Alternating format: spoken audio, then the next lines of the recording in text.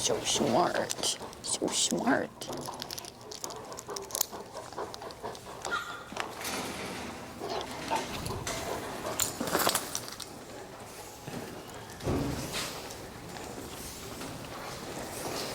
How's he this week? He's doing good. We are going on walks. We're getting better. In the norm. Yeah, in the norm. Okay. We are working more on place. We're doing that at home, and that's going Okay. well. I'm trying to think, no explosions that I can think of, Okay. but it's been a busy week as well, so Sure. going out to high stress situations has not been Okay. on the docket. So Enrique has his dog Lola. He's going to sacrifice her. Now he's going to see if we can create some drive in her energy to see if her energy will get him to go crazy. Yeah. Okay. I want to hand you a mic, Enrique, just in case you say any profound. I know, you're so good. There you are. Good boy. All right. So I'll have you step over here towards the wall. Come on. And then Enrique, if you go down to the white wall.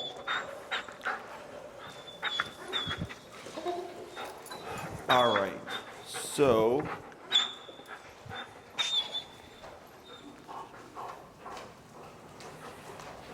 there we go. All right.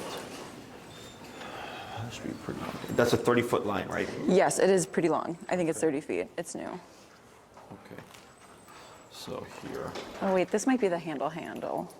Oh, I was wondering. They both had clips. And I was like, I don't know. I was wondering about that. Very cool. Yeah, that's better. There we go. Close 30-foot line. May I see your Yes. remote, please? Okay. Do your thing. Just create some drive.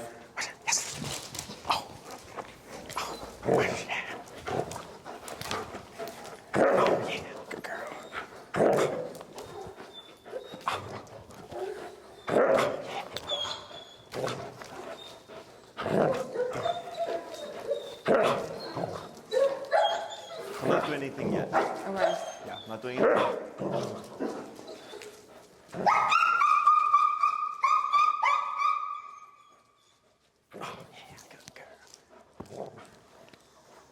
Okay, that's just max power. Okay.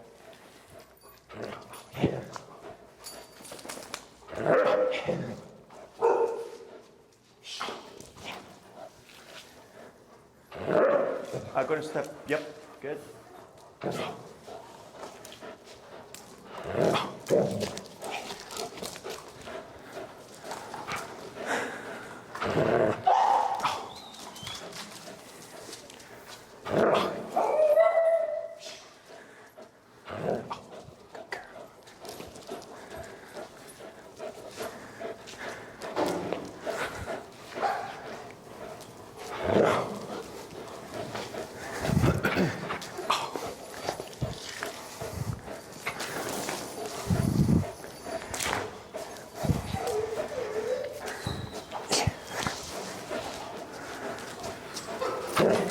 Okay. Here you go. Go ahead and grab about here. Okay.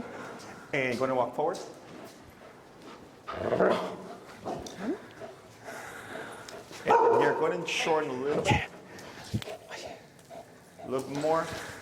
About right there. Hold right there. All right. So here, what we did differently was there is no command. Okay. Okay. Yeah. And he will stay next to you. Just put a little pressure on the leash to get him to come forward, and then see if the energy attracts him. So he goes forward, and the moment he starts to kind of escalate, Yeah. it was like 5 to 8 taps until he went, "This is a bad decision," and goes back towards you. Okay. But it's the fact that, so when we do heal and place and stuff, part of the problem of that is since he's under control, he technically doesn't have the option. So that's what creates the frustration. Yeah. So that's why I said, we need to let him just go, so he can do the behavior, Yeah. and then get that consequence, that level of consequence, and then go to himself like, okay, well, I tried it, and it sucked. Yeah. So now what I hope to see is if you go to the park, you can relax now. Okay, out. If you go to the park and there's a bunch of crap going on, he's going to think, has nothing to do with me now. Okay. Because I've already tried. Yeah. And it was not pleasant. So then he ran to you. So then, trying to bring him back into the situation, now he didn't. Now he was frustrated because I was trying to force him into the situation. Yeah. He starts biting the leash. So I gave him one tap there. And then he finally went forward because I'm showing him like, look, you can be around this and not Freak out. and not throw a fit and all that stuff. Okay. I did not do the gradual increase because of everything that's been happening the past few weeks. Yeah. This is controlled context. And I don't want to have to sit there and make it complicated because aversives are meant to stop things. Okay. That's what they're meant for. They're meant to stop things, okay? But we can also shape things. In dog training, except when we shape anything, it requires more effort on our part. So like with the heel, going the opposite way to him. With the recall, putting tension and tapping and moving backwards. With the place command, pulling him towards the bed as you're tapping until he goes. And there's more involved. Yeah. Here, I was like, here you go. You're in this space. Do what you want to do. And he did. And then it was a lot of aversives until he decided to leave the situation. When he left the situation, aversives now go away. Okay. Does that make sense? So now, go ahead and create some energy again. And shorten your leash a wee bit more. Yes. Good. And then just walk around. Don't worry about heel. Just walk around with him. Around Enrique and Lola.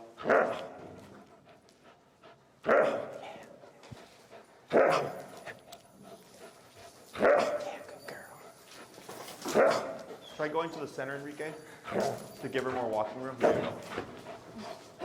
Which side you gonna go? Which side you gonna go?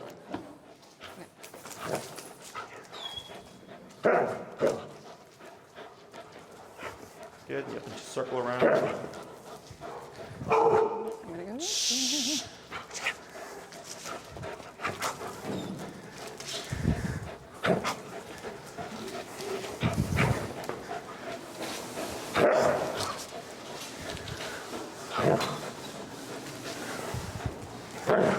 Hey, go ahead and come in closer. You just want to stay where you have, the length of your leash, you kind of stay just outside that perimeter. If you have a 4-foot slack, then you would stay about 5 feet away. Does that make sense? So you always have 1 foot buffer. Go ahead.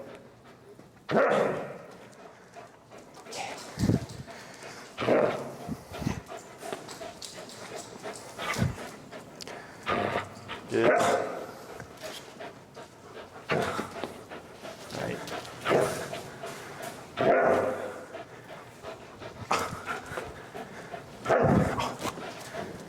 Good. You're not thinking. Yeah.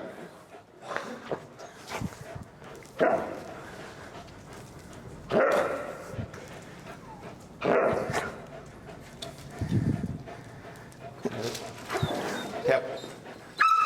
Zip. Just keep it moving. Keep it moving. There you go. So that was for the wine. Because he did it earlier and I let it slide. Yeah.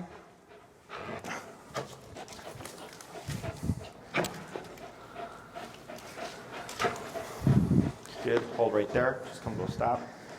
And then a little bit more from Enrique. So you see how he positions himself away from the situation. Yeah. Okay. Go ahead and outer. Out.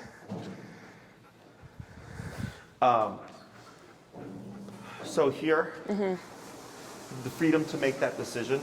So he learns that there is another option. We always want to see avoidance behavior. That's classic avoidance behavior. Okay. Does that make sense? Yes, it does. Yes. So now, do we have another dog here that you think we can do that with? The tug? Not tug, but just like Energy? another dog. Energy, yeah.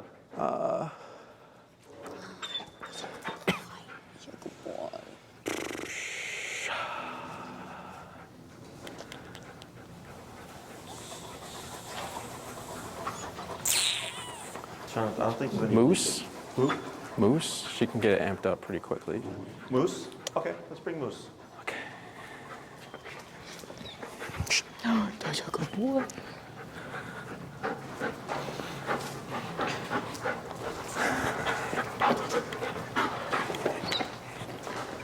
So, and then before, the times that you've been here, like with the playgroup and stuff, how like you would start to get like amped even just with the playgroups and stuff. And then right here, he's just kind of, his ears are back, his head's tucked a bit, because he's concerned with the correction. Is trying to get this now. Outside. Yeah. So one thing you could potentially do, is there a dog park near you? I'm sure there is. I feel like they're everywhere. we drive to places to go on walks too, so. Okay, would be like, you know, if there's a dog park, but like, let's say that they're going crazy here, is that energy would probably drive him nuts. Okay, so now we bring in a new energy, that perks up a little bit. Just try some like hand play to see if she like escalates. So this is moves. Yes. And then turn so you're facing the energy. There you go. That. Good.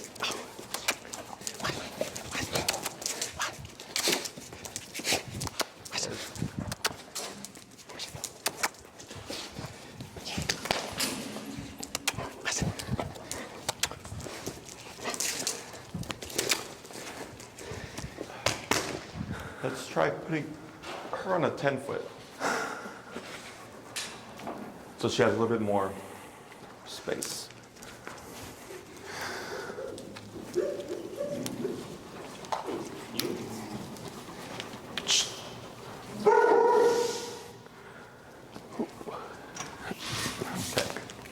Moose.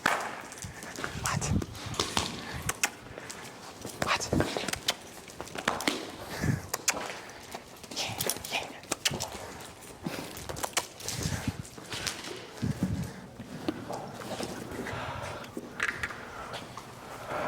Hey, good. I wonder if she has any drive.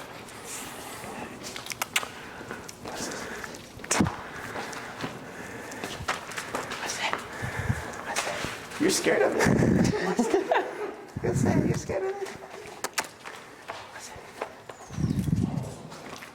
Girl, come on. That's fair as well. Does Lola do tug like this? I can try. I'm trying to think if anybody here has a good prey drive. You try and make them move, like. Somebody to chase this, the rag here. Look at how much trouble you cause. You know who might? Oh, Boncho. Okay. Yeah, please. Boncho's the toughest dog you'll ever meet. Oh, is he tiny? That's my Chihuahua. Oh. Oh. He's a good boy.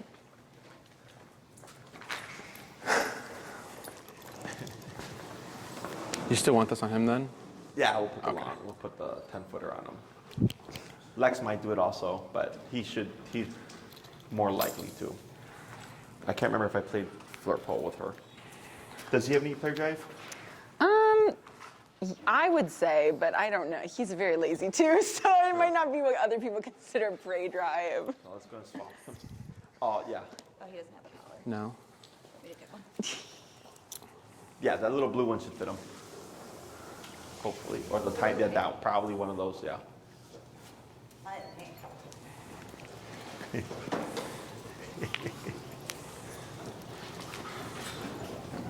Just happy to be included. Put him to work. Hey, they gotta pay rent somehow, right? Is that him? Yeah.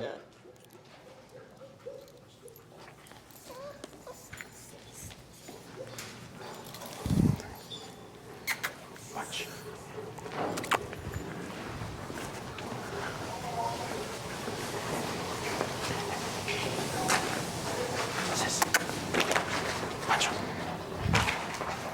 come on. No. Not today. Punch.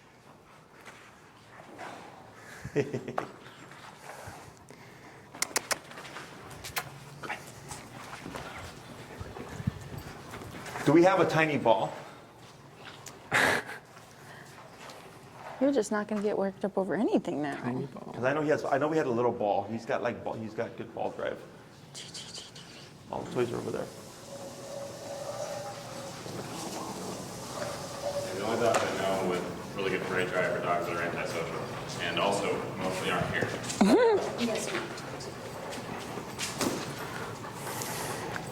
This is pretty big. This one you're talking about? Let's see if he'll go for it.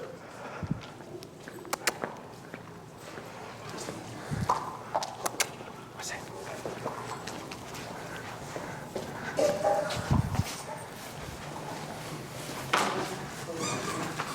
There you go.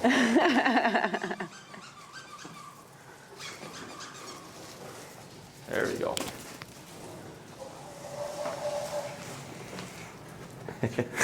So.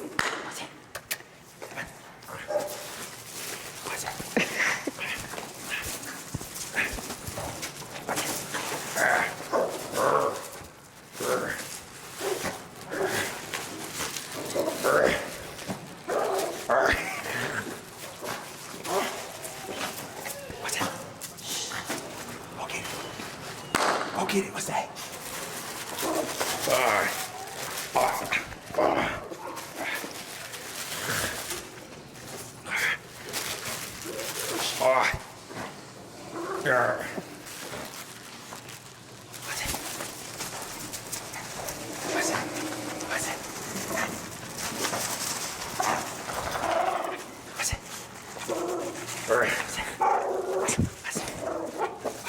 Go get it.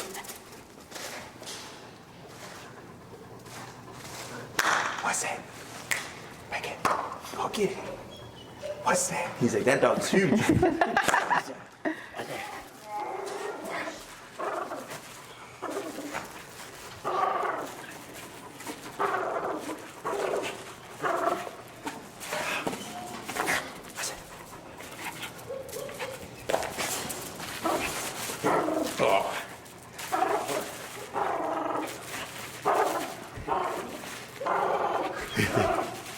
There you go. Go get it. Go get it. So you saw he's indifferent? Mm-hmm. Let's try Lex. Maybe she'll do the floor pull. Here, punch. Take it with you. For the road. So the hard part about this is because since he's such a big dog, and you have to give him some wiggle room to attempt to leave you. Yeah. That's the big thing. Okay. So like the last time when we were at the park, you were on place. That guy's dog was running, and then he was like basically lunging, and you have your leash short to give you leverage. Yes. That's technically what's working against us. It's because since it's short, Oh no. in that moment, God, it the scared me. I was like, no. drive to pursue or chase or be involved in that moment was greater Lexi. than the meaning of place command. So then he gets frustrated. He's like, screw your place command. I want to go do something about that. Yeah. And when you keep it short, not allowing him to, so then we give the slack. So even though ideally we'd want him on this much slack, but if you just have him on the short leash, you would just hold on to the handle. Okay. So he feels like he's getting the ability to actually chase. What's that? What's up, Lex? What's up? You guys are disappointing me. What's this? What's this? Lex. Lex. Hey. Hey. Lex. Hey. Lexi. What's this? Come here. What's it? Come here. What's it? Come here. Come here. Come here. Come here. What's it? Hey, Lex. Come here.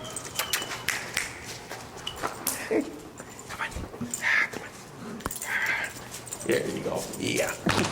Lex. Come here. Come on. What's it? What's it? What's it? Come here. What's it? Come on. What's this? Get it. Lex. Get it. Get it. No? No? We have a tug rope, right? Tug rope. Yes. See, grab the tug rope.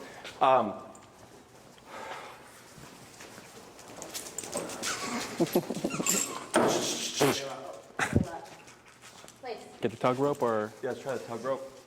Because she's gonna tear that up. We need something that's gonna last. So, I think he's doing well so far. yeah, I don't think it's gonna be a problem. But we're trying to bring different energies, different sizes. Yeah. Lex is pretty vocal. There should be a rope. A rope? A rope. So, if you go to the park, so the reason why I suggested the dog park Yeah.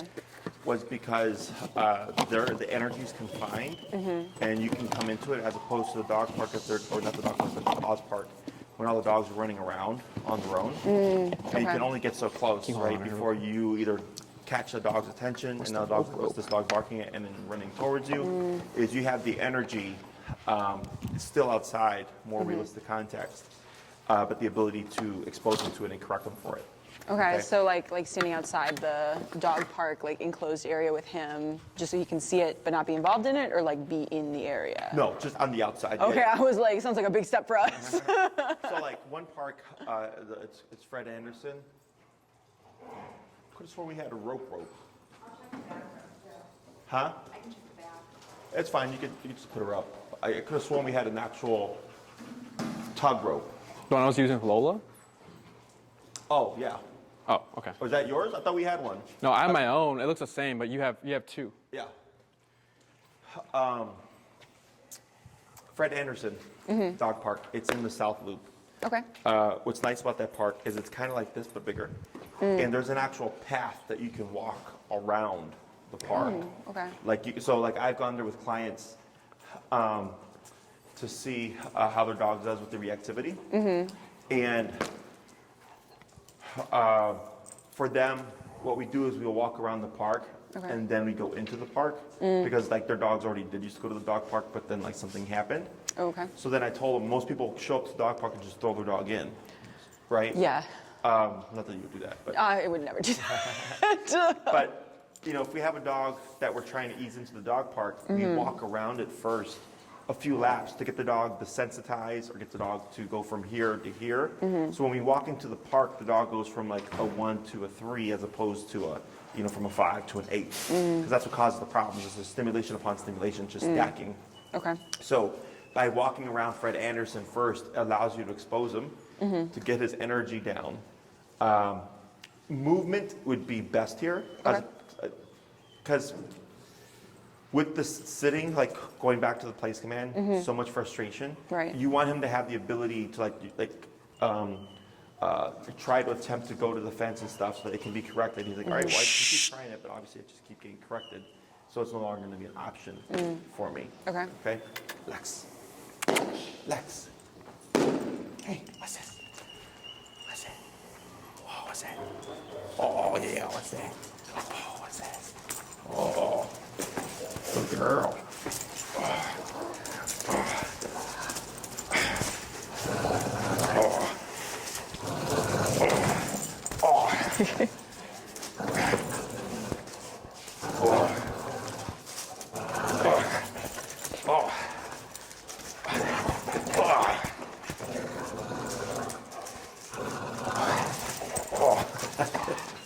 Forgot how strong she was.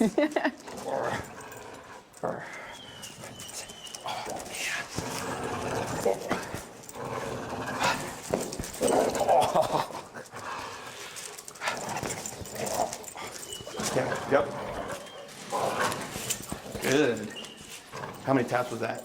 That was just one, but I also kind of pulled it back because then I just got scared. Out.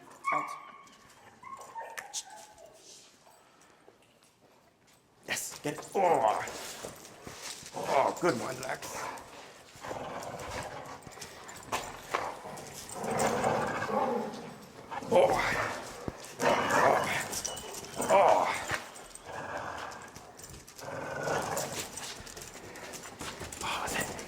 Oops, sorry, Lex. Sorry. Get it. Oh. Get it. What's it? Go get it. Get it. Come on. Get it. Yeah. Come on. What's this? What's this? Whoa, that's my arm. Woo. Oh.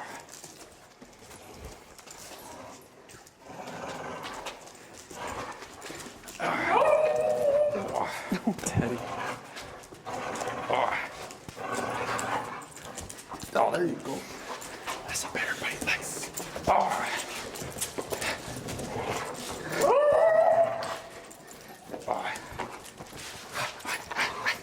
Good girl. Good girl. Good. It's okay. Good girl. Good. Too old for that. All right, good. So, she, you put her up. Okay. Does she bump into him? Yes, I think or maybe Foot. Like Yeah. bumped into his butt, his tail, or whatever. He's very Yeah, he got skittish, so he just popped away. Yes. So, here,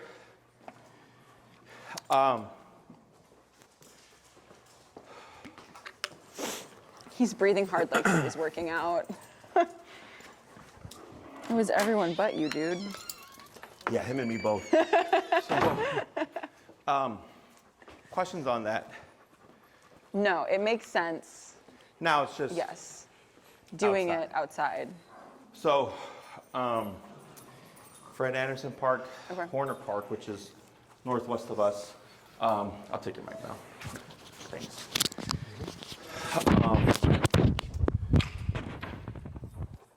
Horner Park, which is like 8 minutes northwest of us, is also a really good park to work with. Mm-hmm. It's kind of like Oz Park Okay. in terms of how busy it is. Mm-hmm. And there's a dog park there as well. Okay. So I've gone there a couple times with some reactive dogs with owners. And their dog park, one side of it, technically you can walk around the park as well. There's no path for it, but you have the ability to do so. Whereas at Fred Anderson, there is an active cement path, you can walk around it. Okay. But that's another great park to go to, a dog park. There's technically Wiggly Field, which is in which is in Lincoln Park. But it's only, it's a kind of rectangle shaped dog park. Okay. And an L side of it is where you'd be able to kind of walk around it. But it's not a fully walk around type of park. Okay. That's another great one because Wigglyville is typically almost always busy. It's like okay. I've not gone there and it's not been busy. Horner Park, the environment's busy. The dog park is fairly busy. And then Fred Anderson is kind of the same way. Every now and then it might be slow, but for the most part, everybody takes their dogs there. Okay. So those are 3 great places to go and practice. So when you get there, everything starts from the moment you hop out the car. Okay. Okay. Now, when you go into the car, how is he? Like on the way to the car and stuff, does he usually get amped, or is he pretty passive until you get to the park? He's not doing anything like pulling, jumping, or anything like too high energy. He knows like when we're going to the car that we're going to go to the car, so he's like ready to get in, but he like sits and waits until I tell him he can get in. So he's very calm about Okay. the car, I would say. What about when you get to Oz Park? When do you notice his energies go up? When the car parks. So right there. When the car parks, he knows that we're like, if I'm like, stop, put it in park, and I'm like getting out of the car, he is like already spinning, turning around, ready to get out of the car. But he waits until I tell him he can get out of the car before Okay. he jumps down. I would correct all that spitting and stuff. Okay. Okay. So at this level, okay. Okay. Yeah, you'd be max power because Okay. you're setting the tone For the day.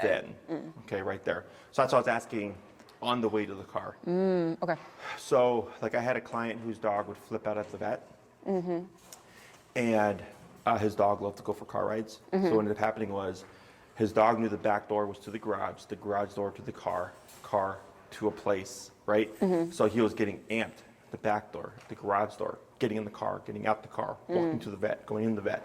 Yeah. There were all these things, and then by the time he got inside the vet, he was just crazy. He was gone, yeah. Kind of like what we saw at the park when he was there initially, like just how like amped he was. Very much the same. Okay. So I told the owner, you're going to work from the beginning, because his dog, which is charged through the back door, I was like, you're going to remote that, max power. You go to the garage, he'd open the door, dog would try to blaze through, you're going to remote that, max power. Get in the car, you try to hop in, remote that, max power. Okay. And then we did that, and then we took a trip to the vet, dog was fine.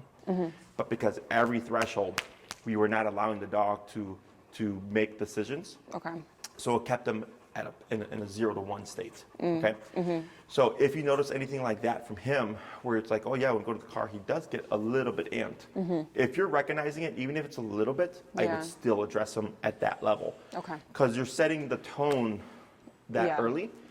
And for him, because it's such a small behavior, now he's thinking, oh wow, like now I get this harsh correction for this small behavior.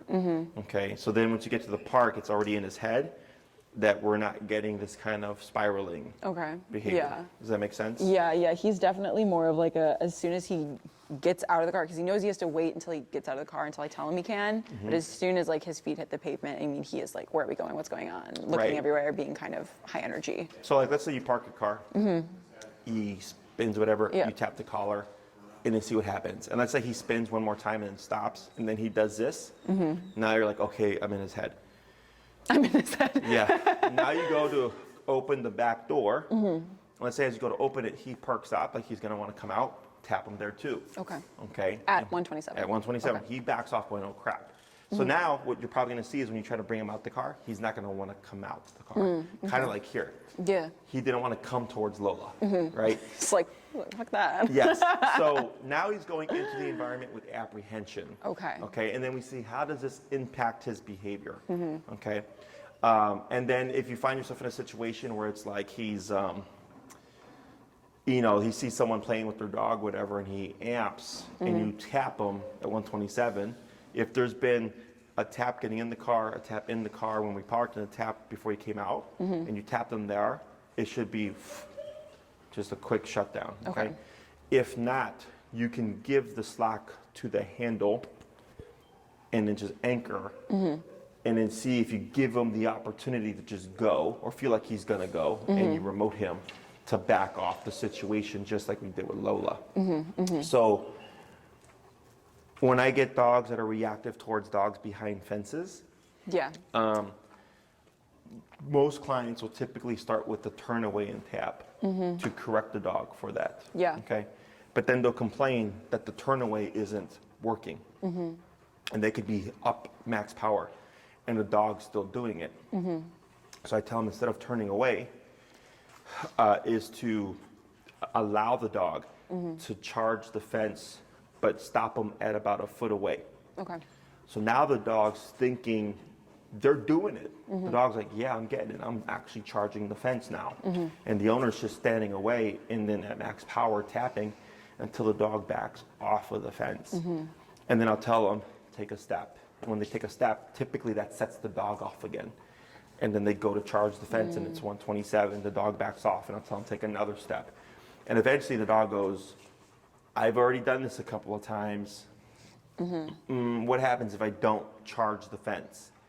So now the dog, because the dog wants to attack the fence, by turning away and tapping, you're redirecting the dog to your leg, but you're not letting them do the behavior. So that's why it stays an option. Okay. So that's what I was talking about for him. I was like, he needs to go Yeah. and perform the behavior and think to himself, I did it, it didn't work out well. Okay, so it's very much the same.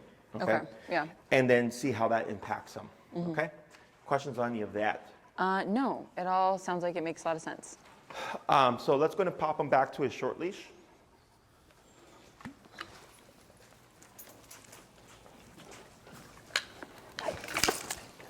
And you can dip him back to his normal obedience level. Okay.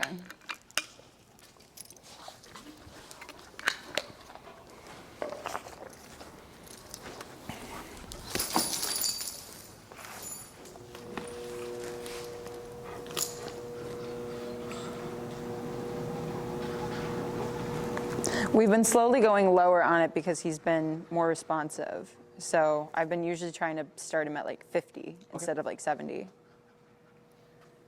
What I'm gonna have you do with him real quick is you're gonna just pop him in the heel. You're gonna walk down towards the wall and then walk back and then stop here in the corner.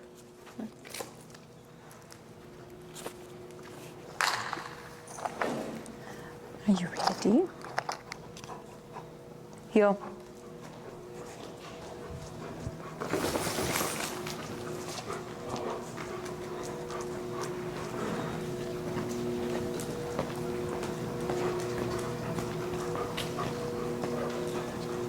Good. And slow to stop. There you go. You see how cautious he is? Okay. I always want to see caution. Okay. Because caution means what just happened means something. If we Okay. don't see that, we're going to Ooh. continue to have problems. Okay. So we've not covered the stay, correct? We covered recall, heel, and place command. Okay. So the way I use stay and the way most people use stay is different. Okay. So most people say like sit stay or like lay down stay, right? Whereas for us, stay is implied for everything. Okay. Place, go to that object, don't get off. And stay. Heel, walk Yeah. with me, stay with me, right? So here, when we give the stay for Mack, when we're in the heel position, what command is he in right now? Right now, he's still in heel, isn't he? Correct. People get confused because they see the dog sitting, but that's a part of the heel. Okay. Walk with me, stay with me, sit when I stop, right? So if you were to start walking again, what would he do? He would follow me. Correct, because that's part of heel. Yes. So now when I say stay, we're going to layer stay over this. So that's going to mean I'm going to move, you're not going to move. Okay. So I say stay when the dog is already in the position. Okay. Okay. So right now he's in a sit position, but he's in a heel command, which is a moving behavior. So when you say stay, now he would be in a sit command, so to speak. Does that okay. make sense?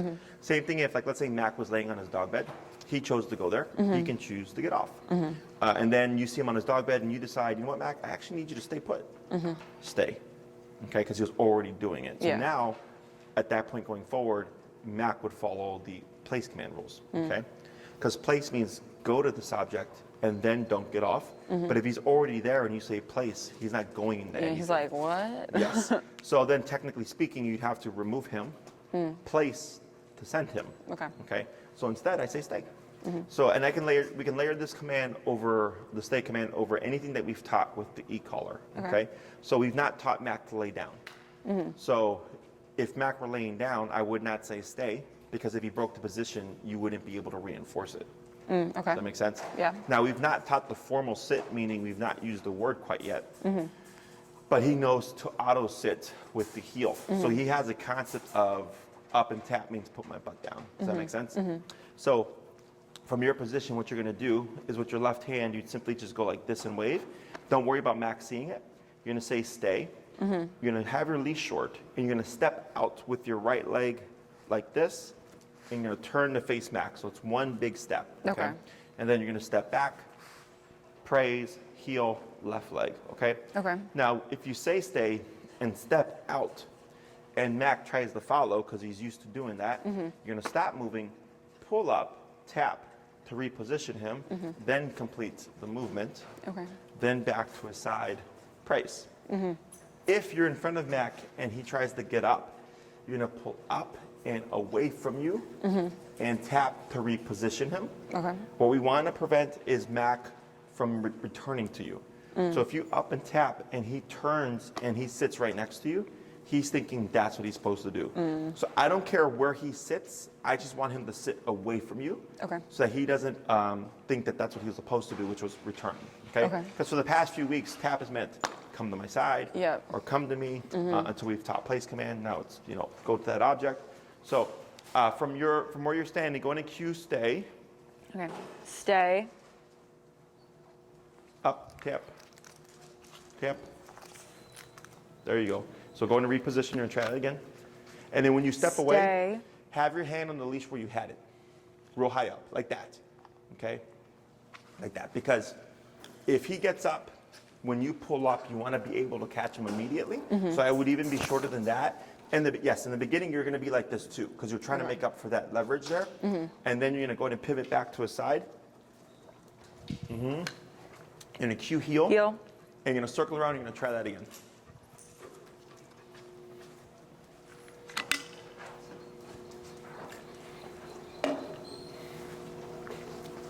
Stay. Stay. Shorten leash. Good. Pivot out right leg. Like that. Good. Back to a side. Praise. Oh, good boy. Attaboy. We're gonna do that 3 more times. Do you want me to like walk off and do the heel? Yes. That too. Heel and then Heel. Yep, circle around. Yep. So what we're doing is resetting the brain. Okay.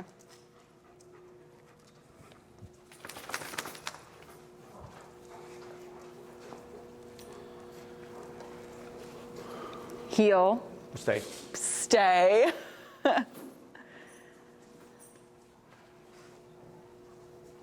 Good. Good boy. 1 more. Heel.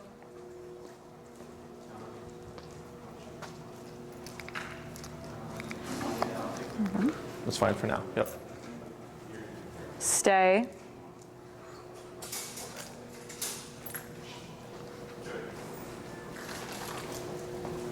Very good. Heel. Good boy. Now here, you see how he's pivoting out like He's that? like, What you can do is the abrupt turn and tap.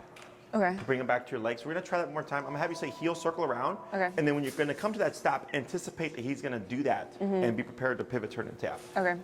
Heel.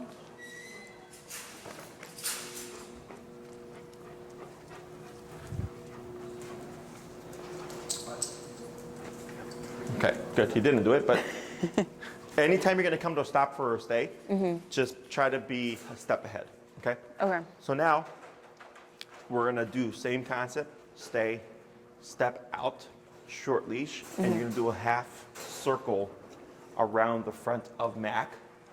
Then you're gonna return to the front and then step in, okay? Okay. So you're essentially walking from shoulder to shoulder to Mack, returning back to the front and then pivoting off so that you're back to his right, Okay. okay?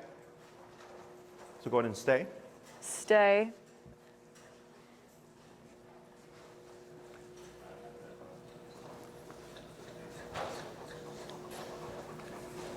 And then, there you go. We're gonna try that 4 more times.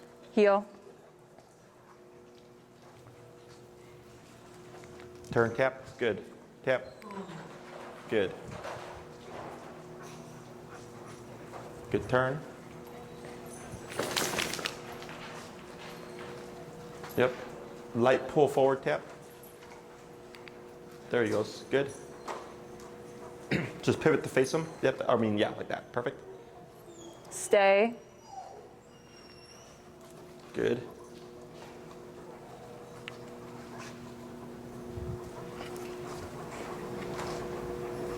Good.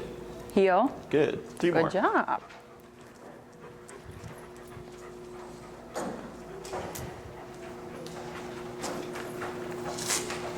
Stay.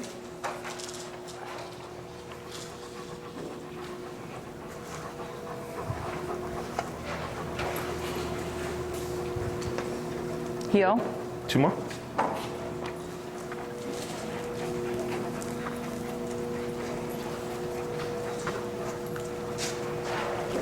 Stay.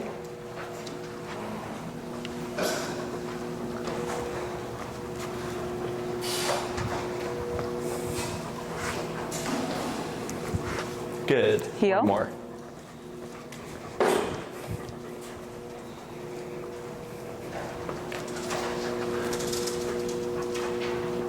Stay.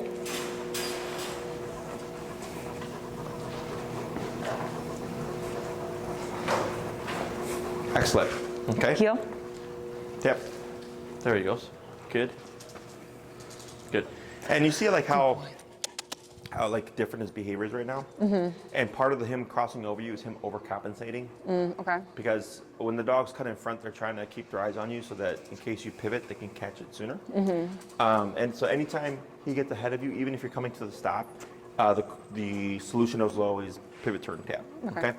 Or actually, either pivot, turn, tap, or it's going to be the crossover where you bump into them with your legs. So now what we're going to do is the full circle. Okay.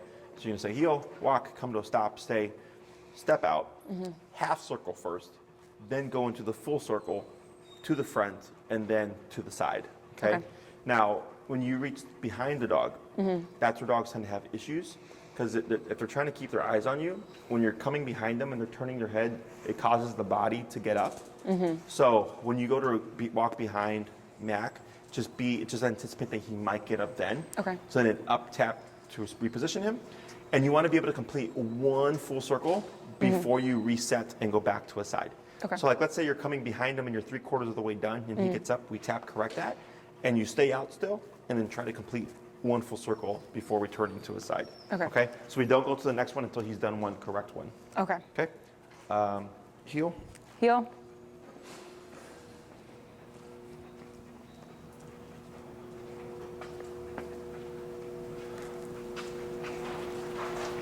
Stay. Right. Good. Yep. Back to the front and back to the side. Attaboy. 4 Heel. more. Good. Boy.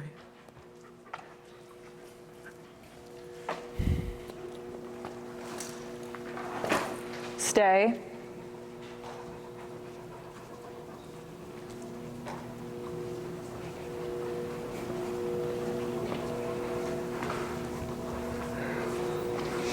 Oh, good boy. Good. 2 more. Heel.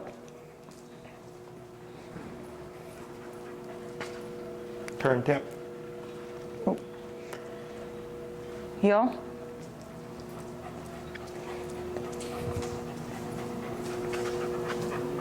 Better. Stay.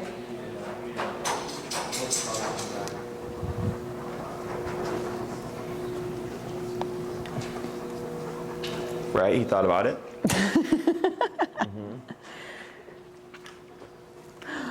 Good boy. Good. 2 more. Heel.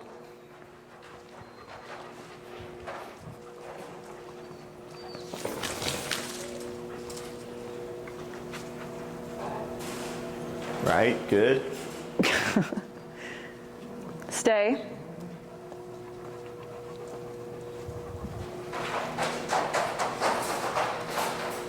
This is shockingly similar to horse showing, so I think it's really funny. Just Oh, because, really? yes. What was it called? Horse. Horse showing. This is Oh. just very similar. Good boy. I'm gonna do 1 more. Heel.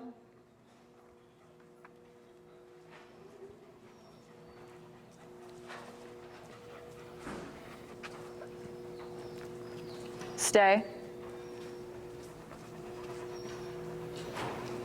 I remember I had because I've worked with a few clients that were that worked with horses, and I believe one of them told me like instead of the spurs, there's like an electric version now. Oh, I didn't even know that. Yeah, if I understood them correctly, because when we were talking about the e-collar, Heel. they're like, oh yeah, we have something like that for horses. Oh, Instead of the interesting. spurs, it's the stem. I mean, when I was thinking about kind of like the similarities between equipment, I was like, the connections happen between Yeah. like dogs and horses. So, Yeah. but that's interesting. I didn't know that. Good boy. So, questions on any of that? So in obedience training, there's 6 kind of basic functional commands: sit, stay, Okay. down, come, place, heel. So now you have place, heel, re-come, stay, Okay. which is leave sitting down. Okay. And I just covered this because we had time left over. I thought it was going to be a bigger problem. I mean, I did Probably too. outside it should be a bigger problem, but at least here, like that's how it should feel. Okay. Okay. That's the It template. should never be e-collar. Yeah, exactly. The template. He's got an idea now. He's like, next. So if you're at the park and he goes, he's like, "Whoa, I did this at Jesse's place, and Yeah. it didn't work out too well, right?" And we'll see how it impacts him then. Okay. In the beginning, you're probably going to see him look unhappy. Okay, and like all the stuff that I said here, but it's Yeah. because of the level of the correction. Okay. And we need him to. I don't like using the word fear because of the way people think about it, but there has to be some kind of like, I'm scared to do that because of the correction that's Yeah. going to happen. I'm not going to do that. But eventually he learns like, oh, well, 1, I don't need to act the fool. And then 2, I won't be corrected to that level as long as I don't do certain things, right? So in order to push him and then what he's able to kind of withstand in the environment, we have to now start going into these ranges. Yeah, Okay. yeah, And into these ranges from the get-go. Okay. Because part of the frustration as well is the gradual increase of the collar because he's able to ignore it all. Yeah. And that's actually frustrating him more as opposed to being very clear cut and like, nope, that's not going to happen. Here's the correction at 127. Okay? Yeah. And eventually, once he figures all that out, you're going to see him. I'm sure, like in your neighborhood, he's normal, right? In the sense of like the energy and stuff. Yep. Because he's already kind of gotten used to that now. Now it's the newer or the more stimulating environments. Okay, Okay. cool. Yeah, I started taking him to a little bit more of a busier street. I forgot, but we went down like a pretty busy like main fairway, and I could tell he was getting like a little bit more nervous because there were more cars. Like the sound was bigger, but he was timid enough or whatever. He stayed like right next to me and just like I could tell he was nervous, but he was like going through it. So we did kind of go up a level, but not to like a park level, but we kind of like did an in-between with like the amount of traffic and cars and stuff. Right. And it went well, so. Good.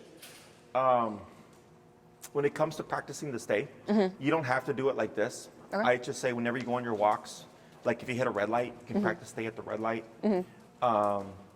Let's say after he poops, if you pull up and tap, it should put him in a sitting position, stay, so you can pick up the poop, then yeah. back, heel, and then when you throw it away, stay, and when you step out, throw the poop away, back to the side, heel. Okay. So just remembering to always use the correct legs. Heel would be always left leg, and then stay would always be right leg. Exception being, if Mack were to be to your right, it would be reversed. It'd be stay, and then you step out the left leg. Okay. So it's technically the leg away from the dog. But since we usually keep them on the left, it'll typically be the right leg. Okay. So yeah, whenever you hit a red light, or you're going to be stationary for a bit, you can just practice to stay and walk around and all that stuff. So now he gets to learn how to sit still in a more stimulating environment. Okay. Technically, kind of like the least useful because everything has an implied stay. Yeah. Right? Heel, come, go to your bed, all has implied stay. So some of my clients who have like reactive dogs, like let's say they're going to walk out their building and sometimes they get caught off guard with the dog, is that they'll stay their dog in open so they can check and then heel and then go forward with their dog. Okay. So they avoid like popping out and like, oh crap, here's a situation. Okay. So that's another place that a lot of people will use it when they have reactive dogs. Questions on any of that? All sounds good. What is this? Is this number 6? I think so. I think it's number 6. Yep. So for the next one, do you know what you would like to cover? What would you suggest, knowing Mack. knowing the issues that we have? One would be, have you introduced him to any dogs recently, or no because of his injury? That's the thing. He loves like playing with other dogs, and I think he actually does play pretty well. It's just we don't have like a lot of other dogs to like interact with. So his most recent one was honestly like back in July over the 4th.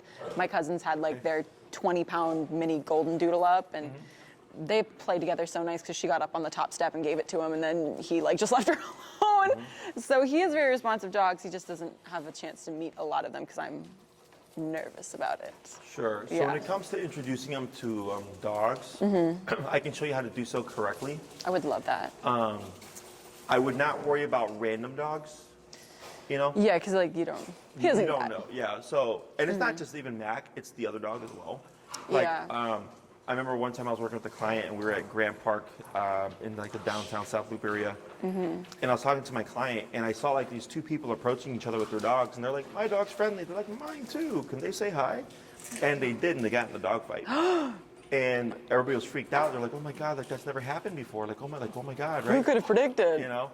And because it can happen. Yeah. Like just because a dog is social doesn't mean it can never become aggressive. You know, and that's the problem that people look at aggression as a characteristic your dog has or doesn't have, and that's incorrect. Okay. Everybody's capable of becoming aggressive. It's just whether or not are we put in a situation that we feel we need to be, right? And then some dogs are more inclined, just like there are some people that are more inclined to become physically aggressive, right? Yeah. So in that moment, social dogs, 2 owners had never come across that. And it happened because whatever prerequisites they needed happened to happen at that time. Okay? Yeah. So, So I tell everybody, even if your dog is social, I still just don't recommend breeding random dogs. Okay. Because you don't know that dog.